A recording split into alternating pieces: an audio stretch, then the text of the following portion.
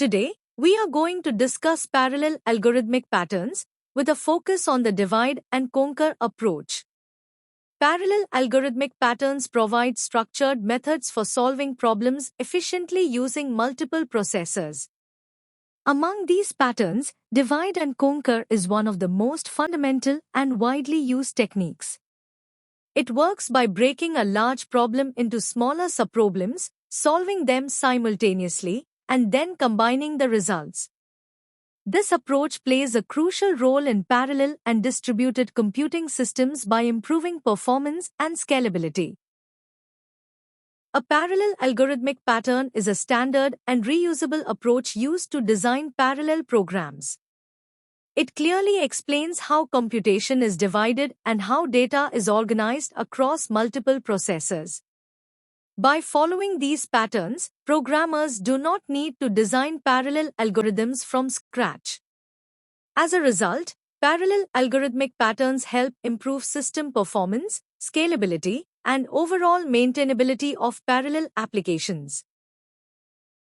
In the divide and conquer pattern, a large problem is divided into several smaller and similar subproblems. Each subproblem is independent and can be solved at the same time on different processors. After solving all subproblems, their results are combined to produce the final solution. This makes divide and conquer highly suitable for parallel execution. The divide and conquer approach works in three main steps. First is divide, where the main problem is split into smaller parts. Next is conquer, where each subproblem is solved independently, often in parallel. Finally, in combine, the solutions of all subproblems are merged to obtain the final result. This diagram explains the working of the divide and conquer algorithm using a sorting example. We start with an unsorted array containing the elements 70, 20, 30, 50, 60, 10, and 40. In the divide step, the array is repeatedly split into smaller subarrays. First, the array is divided into two halves. Each half is further divided until we reach single-element subarrays. At this stage, each subproblem is simple and independent. Next comes the conquer step. Each small subarray is solved individually. Since single elements are already sorted, we begin combining them in sorted order. At this stage, these operations can be performed in parallel because the subarrays do not depend on each other. Finally, in the merge step, the sorted subarrays are merged step by step. Small sorted lists are combined to form larger sorted lists. This process continues until we obtain one fully sorted array. The final output is the sorted array. 10, 20, 30, 40, 50, 60, and 70.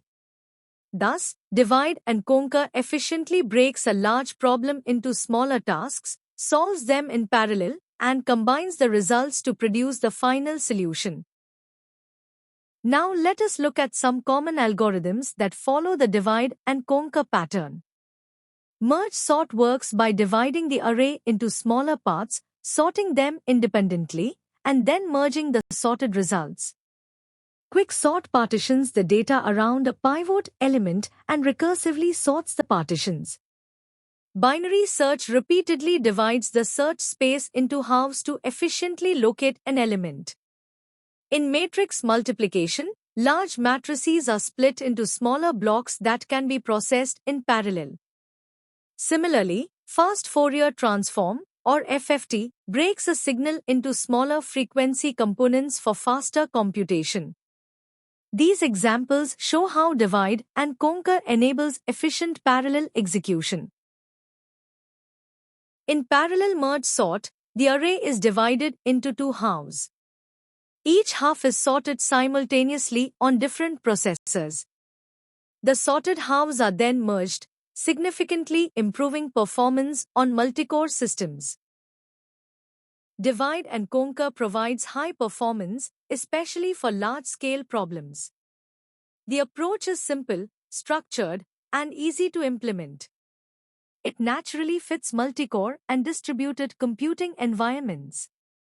As more processors are added, the algorithm scales efficiently, improving overall speed. Despite its advantages, divide and conquer has some limitations. Creating parallel tasks and synchronizing them introduces overhead. Merging results can take additional time. It is not efficient for very small problems, and sometimes load imbalance may occur. Computing finds applications in many areas that impact our daily lives and research. Sorting and searching large datasets. Efficient sorting and searching help manage and retrieve massive amounts of data in seconds. Scientific simulations. Simulations model real-world systems like climate, physics, and biology, saving time and resources. Image and video processing. Processing images and videos enables better visuals, streaming, and technologies like facial recognition. Machine learning and data analytics. Machine learning analyzes patterns, predicts trends, and powers intelligent applications.